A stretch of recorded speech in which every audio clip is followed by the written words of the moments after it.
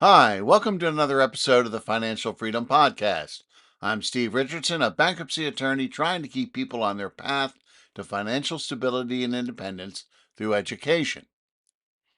The student loan crisis has made parents and students more cautious when it comes to taking out student loans. But even then, the average student debt is $30,000, which is a lot to owe fresh out of college with no job. But what if you could graduate debt free and into a job you love? To answer that question, I talked with academic strategist Jeannie Burlowski on how it can be done. My guest today is Jeannie Burlowski, a full time academic strategist, podcast host, and speaker for students ages 12 to 26, their parents, and the professionals who serve them. Jeannie helps parents set their kids up to graduate college debt free, ready to jump directly into careers that they excel at and love. Her work has been featured in publications such as the Huffington Post, USA Today, Parents Magazine, and U.S. News and World Report, and on CBS News. She is also the author of the book Launch: How to Get Your Kids Through College Debt Free and Into Jobs They Love Afterwards. Welcome to the show, Jeannie. Boy, it is great to be here. Yeah. So we have such a student loan crisis these days, and I know a lot of parents, uh, are entering into this world as their children graduate high school with quite a bit of trepidation of what's going to happen and what their children's futures are going to be like, and in a lot of ways, what their futures are going to be like if they've taken out uh, loans as well, whether there be Parent Plus loans or co-sign on other loans for their children. So it's great that you do this type of work, and that's why I wanted to talk to you about it. But I guess the first question is, why don't you tell us a little bit about yourself and how did you fall into this? How did you become an expert in the field of debt-free college? Right. Doesn't it seem odd that somebody would have the whole focus of their life be getting kids through college debt free and into jobs they love afterward? I fell into this because for 25 years I've been an academic strategist where my specialty is helping people apply to law school and medical school and graduate school and business school. The MBA programs, for example, PhD programs. And I always have to have a debt discussion with my clients. So I have to say, how much student loan debt do you have right now if we're looking at the cumulative? Because some of these kids are 21 years old and they already have $180,000 in student loan debt from undergrad, largely because their parents or their guidance counselor or some really expensive educational consultant hired by the family for thousands of dollars told this kid that if they went to the really expensive college that wasn't giving them any help, they would have a better chance of getting into medical school. And it's not true. And I know it's not true because I help people get into top 20 medical schools who go to Joe Blow podunk drinking school. And it's not even hard for me to do that. So I'm asking students these questions and they're telling me about their debt. And here's the beautiful thing that's happened. Some students have said to me, I have zero. And I would say, you have zero? How did you do that? And then these kids would give me some of the most brilliant strategic ideas you can imagine for getting through college debt free. They would say, I worked for UPS and UPS let me work part-time and they paid $5,000 a year towards my tuition. And I got a paycheck on top of that. And that helped me graduate college debt free. Or they would say, I took college classes in high school at state expense. I walked across the stage at my high school graduation with 2 years of college already done at state expense. And so I was 20 years old and I had a bachelor's degree and I was completely debt free because I only had to pay for 2 years of it. And I used all kinds of easy, low hanging fruit strategies to get that done. So I had to decide, what am I going to do with all this information from all these brilliant clients that I have? So I stuffed it all into a book anyone can get for free at the library. And I'm the author of the book Launch: How to Get Your Kids Through College Debt Free and Into Jobs They Love Afterward. Because we never, ever talk about college without also talking about the specific job it is going to lead to afterward. Yeah, I think that's great. I think and the focus really needs to change on that, and I want to talk to you about that a little bit later on. But yeah, you saw the need, you saw the possibilities, and you wanted to spread the word. Right. It just took somebody to take all this huge volume of information from all these people and organize it in a way that's really digestible for parents who've got kids ages 12 to 18. Hmm. Because as you know, paying high college costs, especially unnecessary college costs, is the number one block to a confident retirement for parents. Yeah. So people were talking about student loans, and it seems like some sort of a general boogeyman of a dark cloud hanging over us. But the truth is, parents who don't take care of this well are eating away at their own retirement funding. And we don't Yes. want that to happen. We want the kids to be in jobs they love, paying their own cell phone, their own car insurance at the age of 22, doing jobs they're excited about so the parents can keep putting their money into retirement savings. Hmm. Because it definitely affects the parents, the finances, because oftentimes student loans, it's not enough these days to get federal loans to pay for college, and really the federal loans are the only ones that don't require uh, a credit check or a cosigner or things like that. So the parents kind of have to get involved. Right. And So when the yeah, you would express it as you told your story about how, amazed you were to hear about this person that had, you know, graduated college in 2 years without any debt. It was amazing to you, and I'm sure it's amazing to a lot of our listeners, uh, that, how the heck do you go to college and uh, get out and graduate without rich parents or big trust fund or a big 529 educational savings account to pay for it? How is that done? So I guess my first question is, uh, if a family really wants to make that happen, and they're not in a position to save money, what should they be thinking about and what should they do? Right. The strategies I provide are really for families who are find themselves unable to save money to help pay for college. And maybe their child is in 11th grade and the family feels guilty. They feel sad. They didn't set up a 529 college savings plan. They don't have the money to pay cash for college. Maybe the parents think they make too much money and they're not going to get any government financial aid. And I would say to those people, fill out that FAFSA form every year that there's even a chance you'll have a kid in college the following fall. Don't let anyone tell you that you make too much money and you won't get anything. You do not know that until you fill the form out, and it's not that difficult. So, my strategies are mainly for people who aren't getting any scholarships either. The kids think that they don't have high enough grades and test scores, so they're not applying for scholarships. What are easier, faster, lower effort, more low hanging fruit strategies that kids can use for getting through college debt free and directly into jobs they love afterward? And I gave two examples: the college classes in high school, the tuition reimbursement, but there are so many others. And so when I wrote the book, Launch How to Get Your Kids Through College Debt Free and into Jobs They Love Afterward, my whole idea was the idea of an eyedropper. I don't want to overwhelm any parents with too many ideas all at one time. So the book, which by the way, anybody can get for free at the library, any librarian will order it for you. Launch How to Get Your Kids Through College Debt Free and into Jobs They Love Afterward. It's laid out according to your kid's current month and year in school. So if you had a kid who was prior to 7th grade, there's a chapter for you to read. And there's a chapter called May of 8th grade and a chapter called September of 9th grade and a chapter called September of 12th grade. And there are 32 chapters that all correspond to your kid's current month and year in school.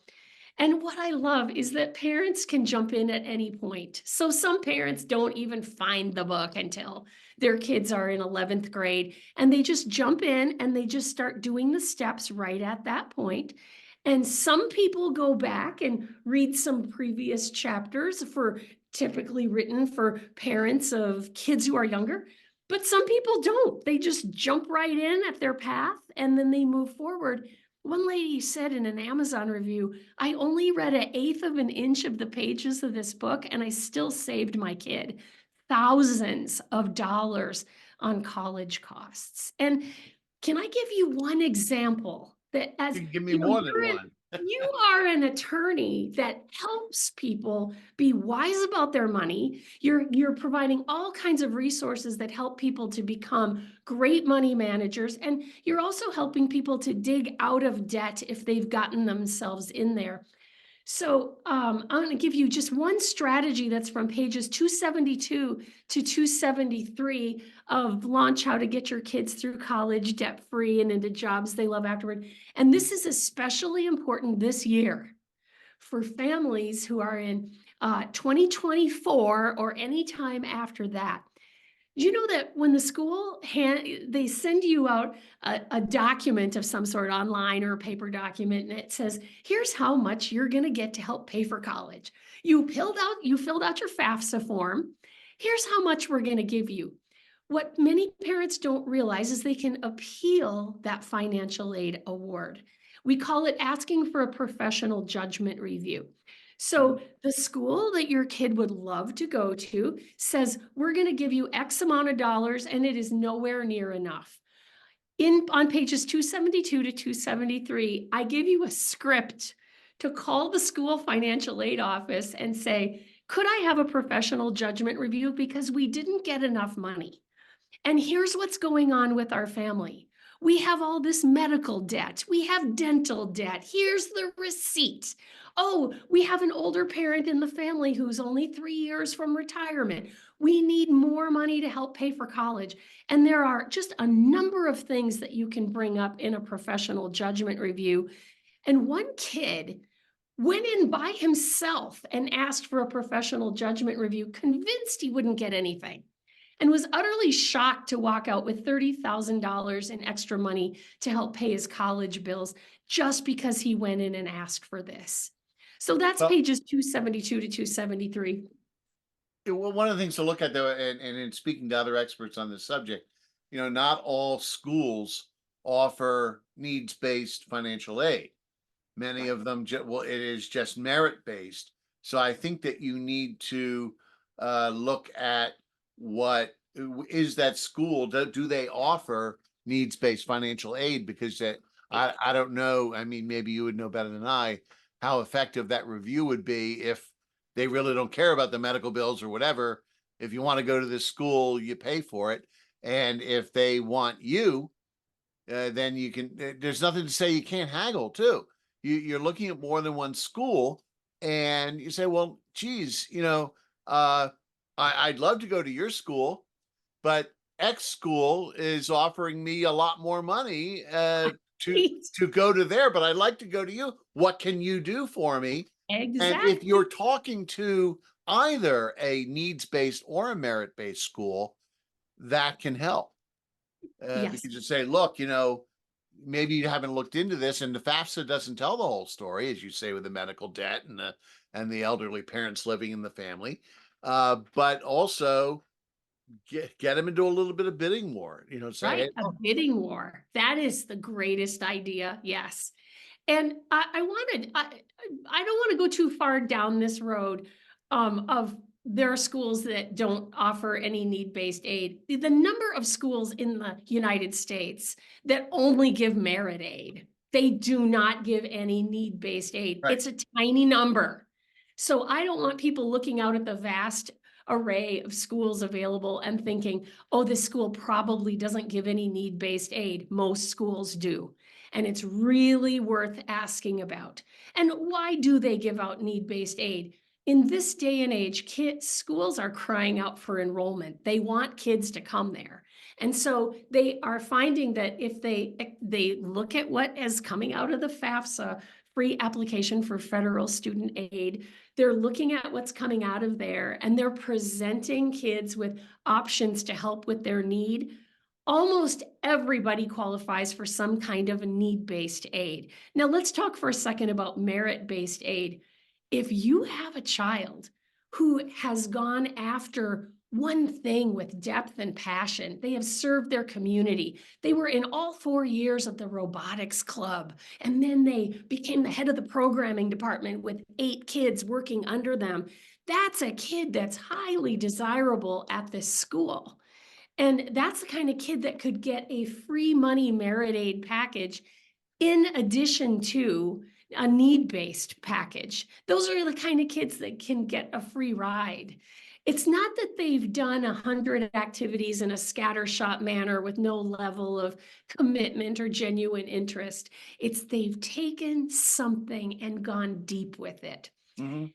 And though that's always attractive. And as parents are walking through the steps in launch how to get their kids through college debt free and into jobs they love afterward, they get to the chapter titled September of ninth grade. And in September of ninth grade, I tell parents, hey, have your kids pull out a list of all the extracurricular activities available at the high school and have them look at which extracurricular activities might be worth going into depth on. Mhm. And maybe you pick 3 and you attend 3 activity meetings with an eye toward, let me pick one to go towards with depth and commitment. Let me rise in leadership inside of that activity. Hey, when I am in 10th or 11th grade, I'm going to just be thinking, how could I take my leadership in this activity and steer all the people in it towards community service? Mhm. Even the accounting club can go out and do some kind of community service, maybe by going and talking to little kids at middle schools about personal finance. Mhm. The person who's able to write in a college application essay or a scholarship application essay about, I took one thing I was really interested in and I went in depth and I rose up to leadership. And then I called all these people following me to go out and serve the community together. That's the kind of person where private scholarship committees or school or colleges say, you're the kind of person we want here. Mhm. And sometimes the admissions office will actually walk down to the financial aid office and say, you do what you have to do to get this kid here, Mhm. because this is a high quality human being that's going to enrich life for others. Mhm. And there, look, I haven't even talked about grades or test scores. I'm talking Yeah. about things any kid can control. So I'm Right. glad you're bringing up the idea of there's need-based aid and there's merit-based aid, and we can increase the perceived need of the family, and we can also increase the perceived merit of the student just by taking some little steps here and there between the ages of 12 and 18. Well, a couple comments on what you said, and number one with regard to merit and needs-based aid, and I suspect there are most most schools would offer some needs-based aid. And when we're talking about schools that don't, it's just merit-based. I mean, we're talking schools like Stanford, Harvard, Dartmouth. Schools that already have such a reputation that so many kids want to go there that they know they're going to fill their roles with people that can afford it. So it's really a matter of competing for students that they really want to go there. Say, well, we don't want you to go somewhere else. We think you can benefit the school by coming here and being a student here. So yes, so there aren't nearly as many schools that only offer merit based as opposed to needs based. The other thing to look into on needs based as well is maybe a little research and see, what kind of endowment does that school have? I went to a private school in Pennsylvania. It has a huge endowment. I was talking to the president of the school about, the rising costs of student loans and finances and everything else. And they said, well, we have a pretty big endowment, and we can offer a lot of scholarships and aid to students either based on need or because we just want them to come there. And maybe that'll give you a clue and in negotiations to say, gee, I understand you have a big endowment. Maybe I can have some of that. Yeah, you raise such a good point. I have an article that's available. Anyone can find it for free on the internet by Googling my last name, which is Burlowski, and the words state university. And I got an article called Why Your State University May Not Be Your Bargain Option. Right. And in this article, I talk about how private schools often have a lot of funding to offer students who want to go there. And the state university, which appears like it has a lower sticker price at first glance, Mhm. it may not be your bargain option because often it takes students 4 to 6 years to get through because they keep trying to sign up for classes and the classes are full. So it's like buying an airplane ticket and walking down to the gate and getting bumped over and over and over again. And so Mm, at some of these state universities, kids are going for 6 years and they still don't have a degree. And it's really not their fault. They're not messing around or mm, working too much. It's just that's how the system is set up. So I tell students, and this is specifically in chapter 14 of the book that I wrote, when I guide parents through how to pick colleges to apply for.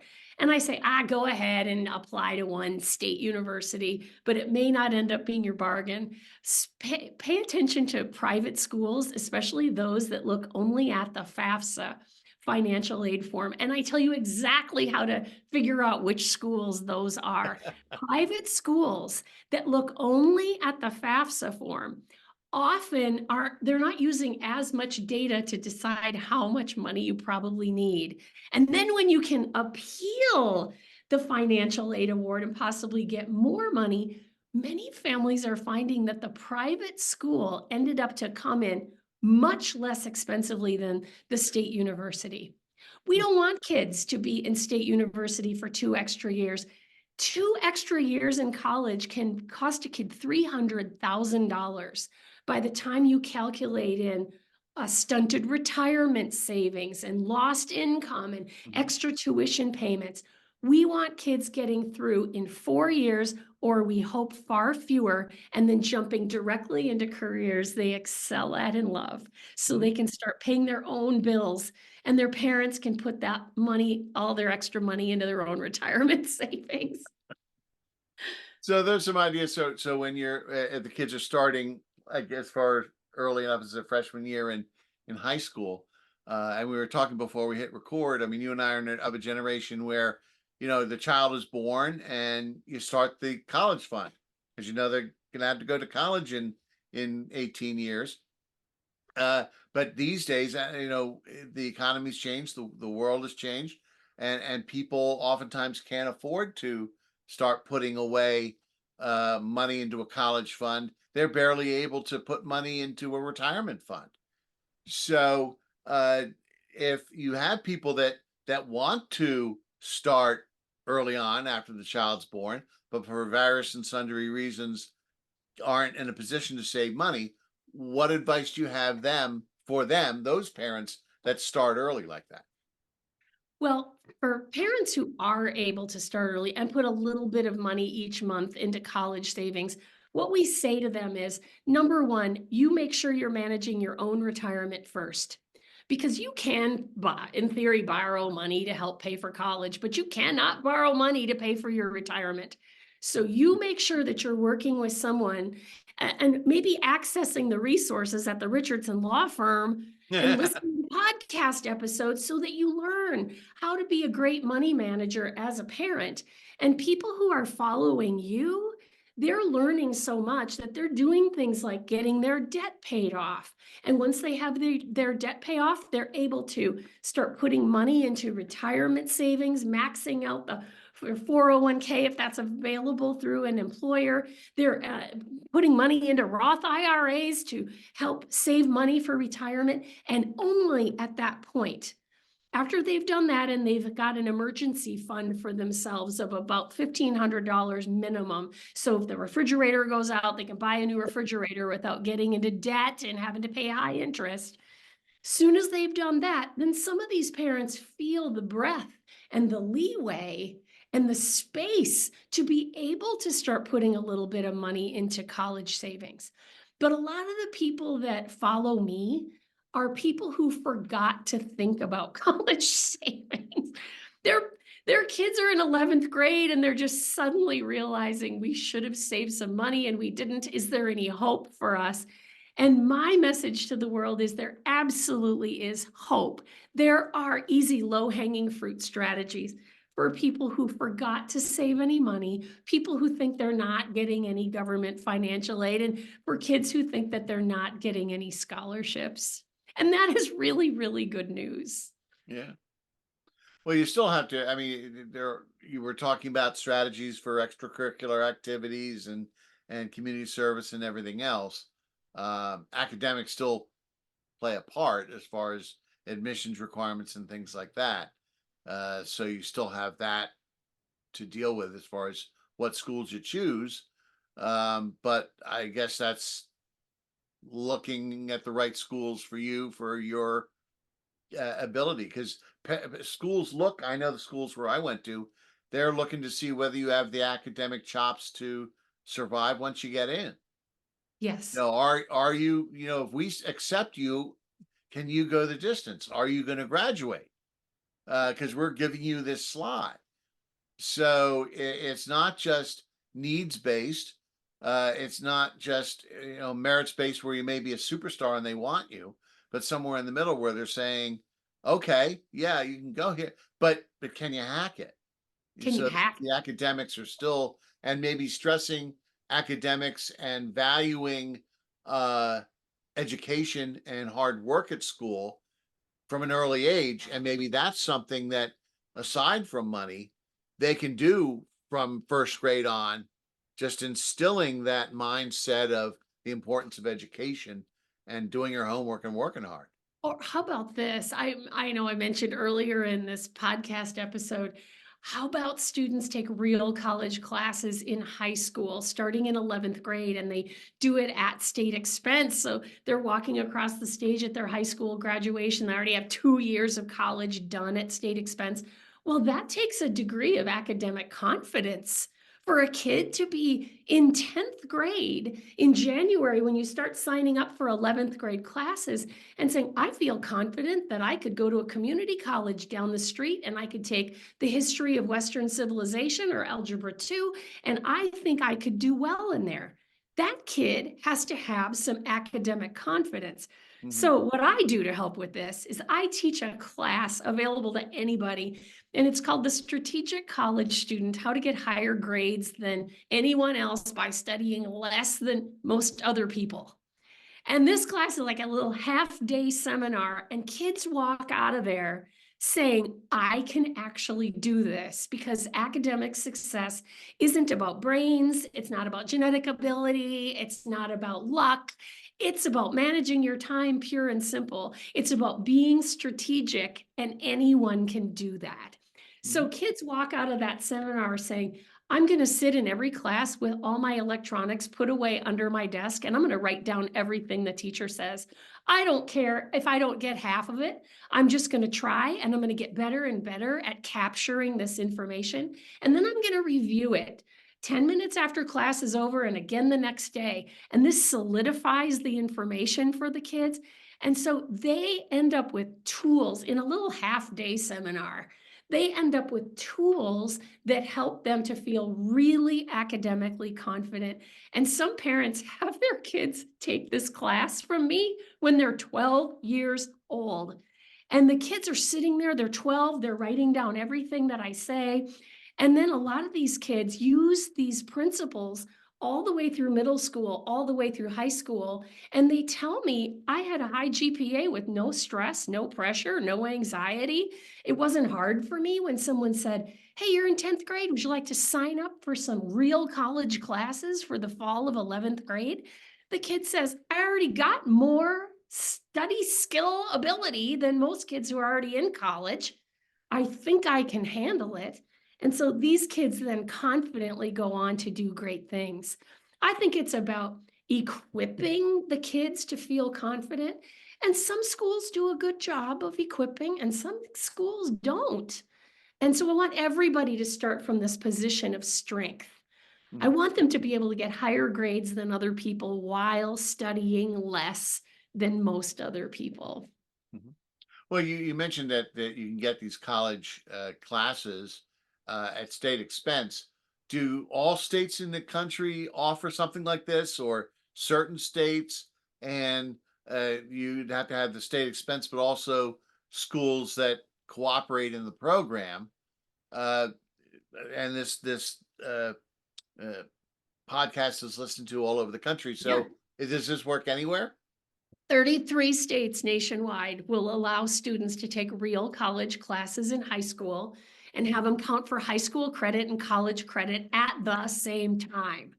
These are the kids who walk across the stage at their high school graduation with, they can, if they strategize, with 2 years of college done. Now, here's how your listeners can find out what's the truth about their state.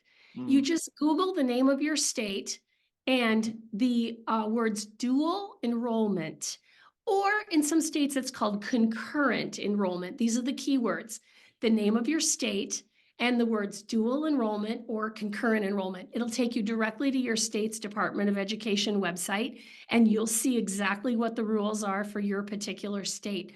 I've had some parents actually move and go and live in a different state so their kids could have access to this benefit. In Minnesota, I'll just give you an example. Minnesota, the dual enrollment program is called PSEO, Post-Secondary Enrollment Options. It's been around since 1985. Minnesota believes that this is a part of the pipeline that brings highly educated, gifted people to support industry in the state of Minnesota as adults. And students are able to take real college classes for real college credit in high school, and the state pays for everything.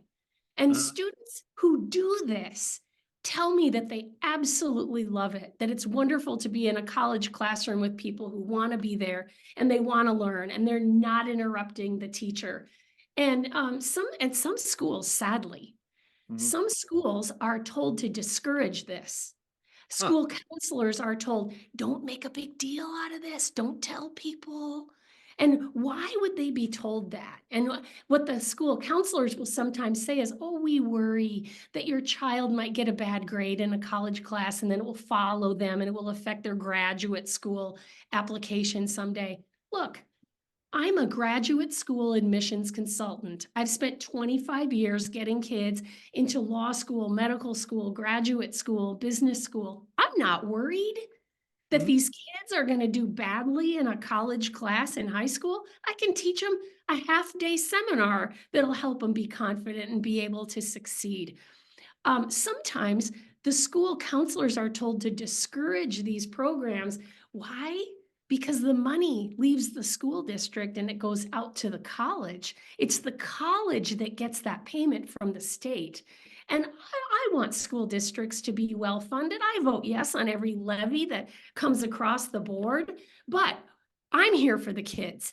I care about these kids Right. getting through college debt free and into jobs they love afterward. And I'm going to stand against misinformation that says, oh, kids shouldn't take real college classes in high school. Oh, I say to kids and parents, get ready for it, prepare yourself, a little half-day seminar, and then charge after it with all you've got. Because when you're 20 years old and you have a 4-year bachelor's degree, completely debt-free, you will be thrilled and proud of yourself.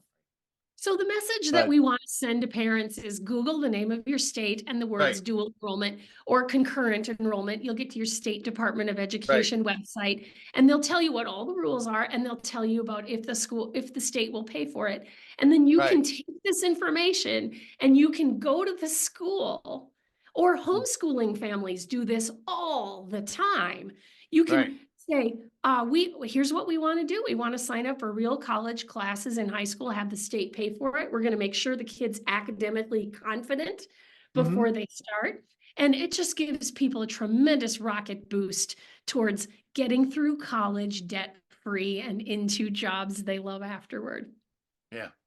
No, Now, one of definitely. the things I'm hoping that you'll talk about here today in this interview, Mhm. I'm very interested to hear how you help families that already have student loan debt. Because I have people coming to me who say, I want to go to medical school. I already have $180,000 in student loan debt from undergrad. What can I do about it?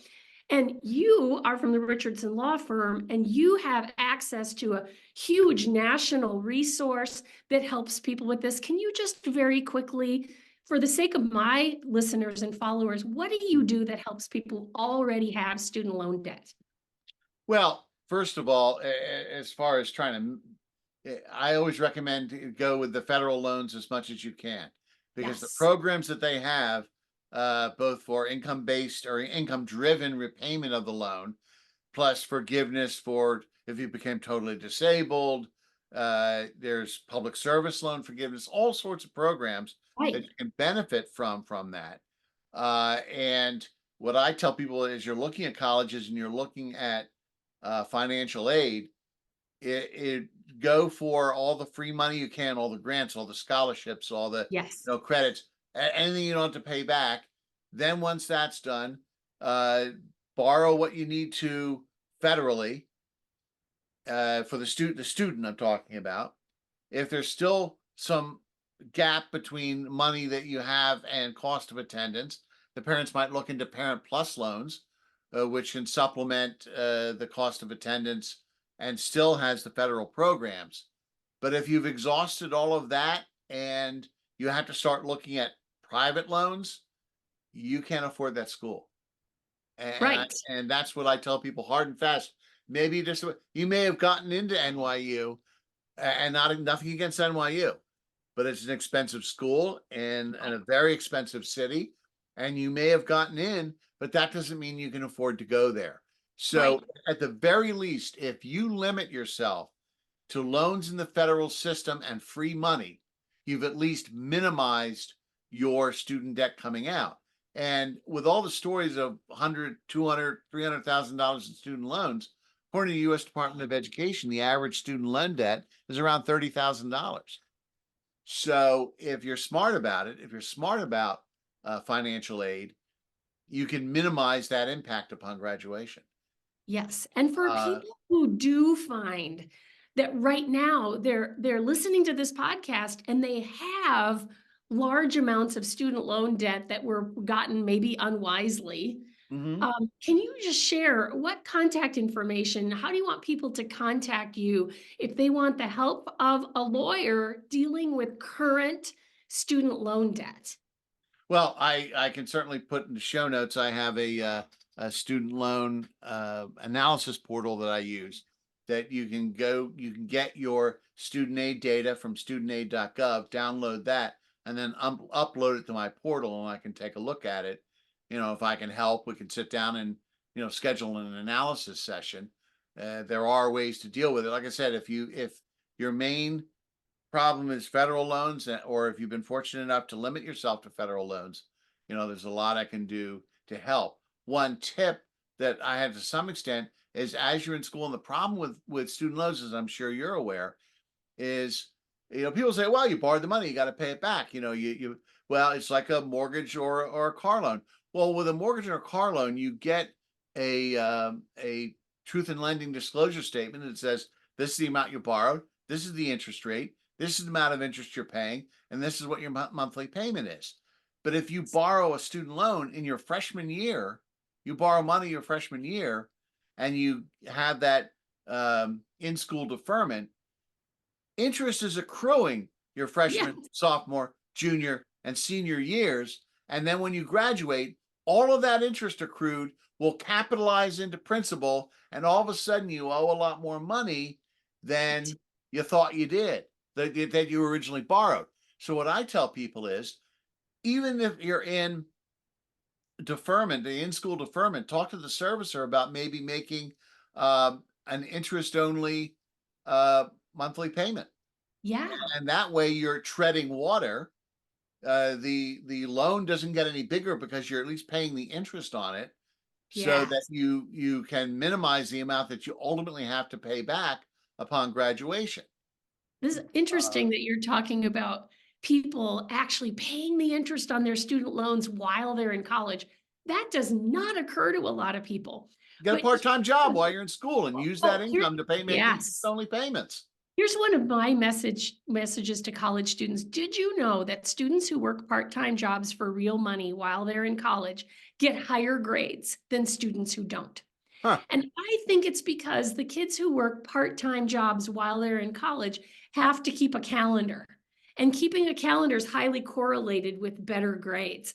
Mhm. So we don't hesitate to have kids working part-time jobs while they're in college. It's good for their grades and it's also good for their professional confidence. They're learning how to interview and work with managers and keep to a schedule.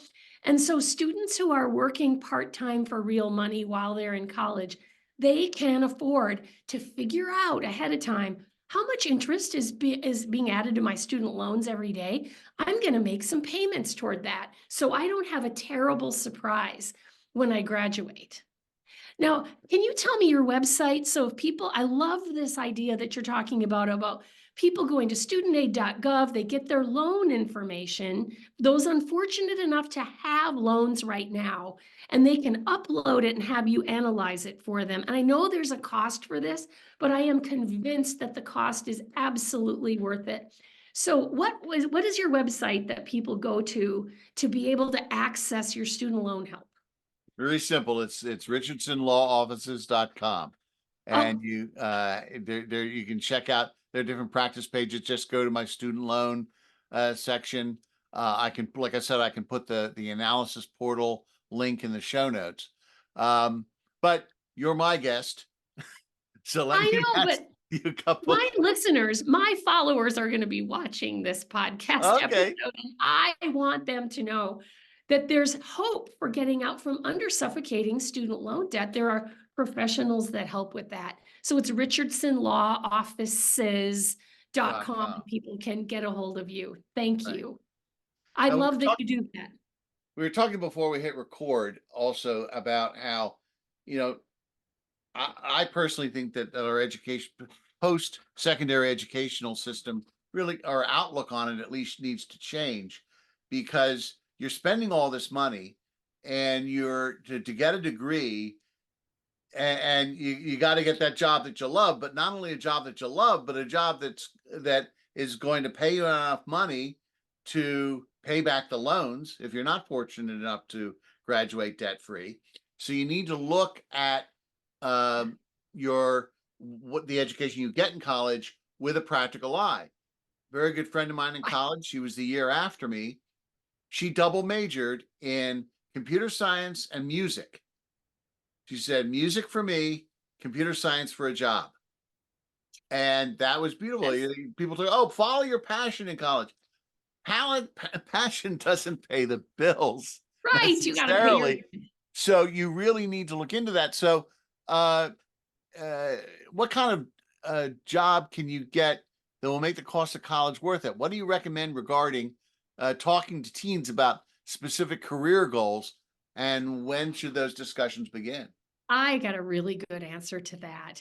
One of the keys that we're after for kids is we want them out of college completely debt free as quickly as possible and jumping directly into careers they excel at and love. So, how do we find a career for them that they excel at and love? I'm a big fan of using data, Mm. not using guessing.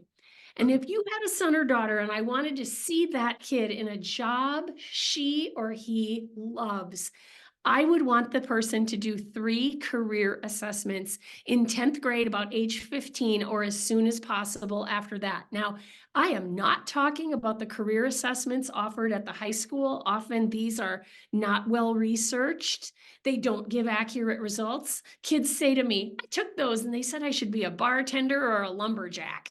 And I don't want either one of those jobs. I'm not talking about the career assessments offered at the high school. I want kids taking 3 gold standard, highly well-researched career assessments. And the ones I love are the Myers-Briggs type indicator, the strong interest inventory, those two are made by the same publisher. And then the Clifton Strengths Assessment, which was formerly called StrengthsFinder 2.0, and it tells us our top 5 strengths based on Gallup research, our top 5 human talents based on Gallup research. I love that one. It only takes $25. Anyone can get a book and take that assessment. Get the book on Amazon by just going to Amazon, searching for Clifton Strengths Assessment. I get nothing for telling you this. I just think this is absolutely key for students who are ages 15 and up. And when we converge the results of these assessments and we say Mhm. to a kid who's 15 years old or as soon as possible after that, did you know that you have this particular personality type, and that just intersects so beautifully with the interests that you have. We're able to put all your interests on a graph, and we're able to see data about what you're naturally interested in. And then we can lay over that the results of the Clifton Strengths Assessment. And there's one other one, icing on the cake, workinggenius.com. I love the Working Genius assessment, but it's the big three are the ones I'm really, really interested in. I teach a whole 2.5 hour class on this subject, but this is just the Cliff's Notes in a little nutshell. We're able to have students ages 15 and up do this and then say, I think I want to be a financial advisor and I want to help parents to figure out how to plan for their own retirement and send their kids to college. I want to be a special ed teacher. I want to be an airplane mechanic. I want to be I want to be a person who takes x-rays in a hospital. And they're able to land on career goal quite early based on data, not based on guessing. And then here's what I love. I tell students, by doing this, we're gonna clarify the bullseye on the target before you take aim and shoot. When you know what you're shooting for, then we can plot out the fastest, least expensive way to get you there. So we can choose a college program that gets you straight there. You're in the middle of your sophomore year of college, you want to get up and go to school in the morning because you know every class you take has a purpose in getting you to this goal. You're able to choose work opportunities and internships that take you directly to this goal. So when you graduate from college, you've got an impressive resume of things that you've done and achieved. And employers say, oh my goodness, you have this impressive resume. Plus, you have an academic record of classes and majors and minors that just beautifully prepare you for this. And then the kid says, when they get in an interview, oh, yeah, and let me tell you about my top 5 strengths based on Gallup research that make me a perfect person for this sales job. According to the Clifton Strengths Assessment, I have winning others over and communication and strategic and positivity and activator, which means let's get people going, doing things. And the people who are hiring for sales positions at Oracle or high-tech companies or wherever these sales positions are, their jaw just drops open. I can't believe this kid is 21 years old and Yeah. so self-aware of what they're naturally good at. And then they organized academic accomplishment that beautifully supported that.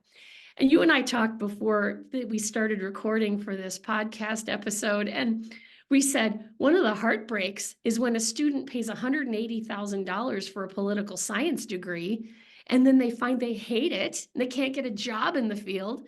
They look on Craigslist, there's no political scientist jobs on Craigslist. And so then they come back to daddy and say, would you pay for me to get a 2-year nursing degree now? Because nurses actually have real jobs. And I can actually get a job as a nurse. That's actually a real job that exists in the world. We don't want Good luck kids getting that with an undergraduate degree in political science, though. Well, a person would simply have to go to nursing school and would have Yeah. to start over. And then they would essentially take a $180,000 political science degree and flush it down the toilet. Yeah. Then we don't want that. We want not one wasted class, not one wasted dollar. And it's these career assessments, I'm convinced, that really get people to that. Do you have the if you can get the links to those to me, I'll put those in the show notes so listeners can, get access to those tests. That would be great. Well, let's talk about that for a second. The best way for your listeners to get all the resources that we have talked about today is to go to my website, which is debtfreecollege.us. I'll say that a couple more times here. Okay. Spend 13 seconds there and find one thing to be curious about. And probably your listeners are going to be curious about, I got 10 minutes, they're going to see one 10-minute training video at the top of that website. And that video tells people everything they need to do to get on a path to this. And they'll learn about my tribe membership where people take my classes for free. Everything is right there. And that is debtfreecollege.us. 13 seconds, find one thing to be curious about. Great. Well, it sounds like a lot of things that people can look into to be able to have their children graduate without a lot of student debt, or maybe none at all. And I'll certainly put all those resources into the show notes so folks can check them out, as well as contact information for you. So I appreciate your coming on the show and making us aware of all these options that people have to get a more affordable college education. Well, it's great to be here, and you have my utmost admiration. I so appreciate what you do. And if people go to richardsonlawoffices.com, will they see your podcast there? Because Yes. you have so many podcasts. You've got interviews with all different kinds of experts, and you're really on a mission. This is what I know about you. You're on a mission to help people manage their money well so Mhm. that they can stay out of trouble. And then you're also the heroic rescuer if people do get themselves into trouble. And that is just a great combination. So, two websites we've learned about today. One is richardsonlawoffices.com. Listen to the podcast. I'm so passionate about it.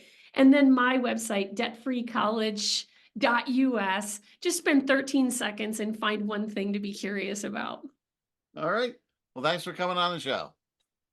Great to be here. See you next time. All right.